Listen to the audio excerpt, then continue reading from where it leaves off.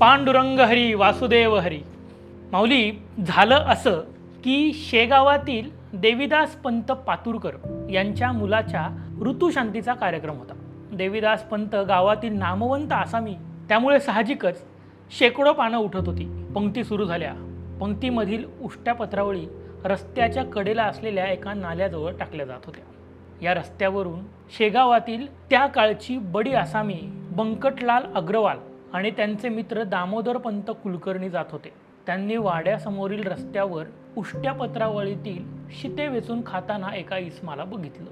दिगंबर अवस्थेतील व्यक्ती पत्रावळीवरील उष्ट अन्न खात होती. बंकटलालांनी दामोदर पंतांना तातडीनं देवीदास पंतांच्या घरी पाठवून एक पात्र मागवून घेतलं.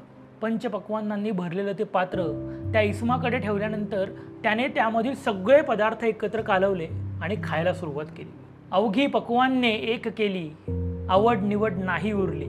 बंकटलाल आणि दामोदर पंत दोघे अवाक झाले.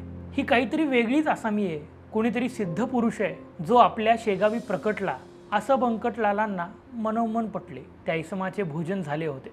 त्यांना पाणी विचारले. महाराजांजवळ फक्त एक भोपळा होता, तोही कोरडा. पाणी घेऊन येणार तेवढ्यात महाराजांनी तो भोपळा नाल्याच्या पाण्यात पाडला आणि ते पाणी पिऊन तृप्तीचा ढेकर दिला. ही व्यक्ती म्हणजे अन्न हे परब्रह्म या उक्तीची साक्ष देणारे संत श्री गजानन महाराज. माऊली, गजानन महाराज हे महाराष्ट्रातील शेगाव येथील एक महान संत होऊन गेले. गजानन महाराज हे दत्तात्रय परंपरा किंवा आपण संप्रदायाचे म्हणू भारतातील एक गुरु होते. त्यांचा जन्म कधी झाला हे माहीत नाही, परंतु ते पहिल्यांदा त्यांच्या तरुण वयात म्हणजे वयाच्या 30व्या वर्षी 1878च्या फेब्रुवारी महिन्यात 23 तारखेला दिसले. ही तिथी गजानन महाराज प्रकट दिन म्हणून मानली जाते. गजानन महाराज हे आधुनिक काळातील थोर संत होते. त्यांनी भक्ती मार्गाने देवापर्यंत पोहोचता येते हा संदेश दिलाय.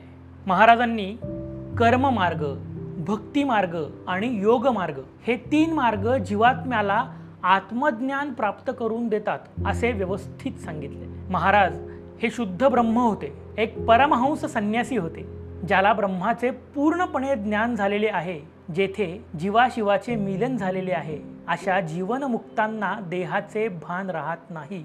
असे असताना तो देह कपड्यात गुंडाळण्याकडे लक्ष तरी कुठे असणार. महाराज अशा पराकोटींचे जीवनमुक्त संत होते, म्हणूनच ते दिगंबर अवस्थेतच असत. गरिबाघरी जे अन्न सहजपणे उपलब्ध होऊ शकेल अशाच प्रकारचे अन्न म्हणजेच ज्वारीची भाकरी, आंबाड्याची भाजी, पिठलं असे पदार्थ महाराज आवडीने खात. म्हणूनच आजही महाराजांच्या भंडाऱ्यासाठी इतर पक्वांना व्यतिरिक्त ज्वारीची भाकरी, पिठलं आणि आंबाड्याची भाजी अवश्य करतात. सोबतच त्यांना मुळ्याच्या शेंगा, हिरव्या मिरच्या, पिठी साखर ही पण अतिशय आवडायची.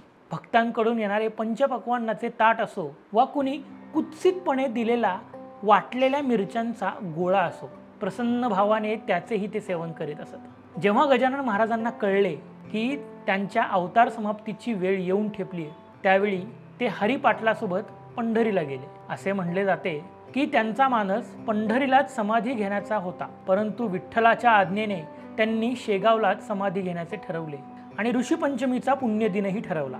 8 सप्टेंबर 1910 रोजी ऋषीपंचमीच्या दिवशी त्यांनी शेगाव येथे समाधी घेतली. मात्र समाधी घेण्यापूर्वी आम्ही आहोत येथे स्थित, तुम्हा सांभाळण्याप्रती सत्य, तुमचा विसर पडणे नसे, असे म्हणणारे महाराज त्यांच्या कृपेची प्रचिती आजही भक्तांना देत असतात. बोला पुंडलिका वरदे हरी विठ्ठल, श्री ज्ञानदेव तुकाराम, पंढरीनाथ भगवान की जय.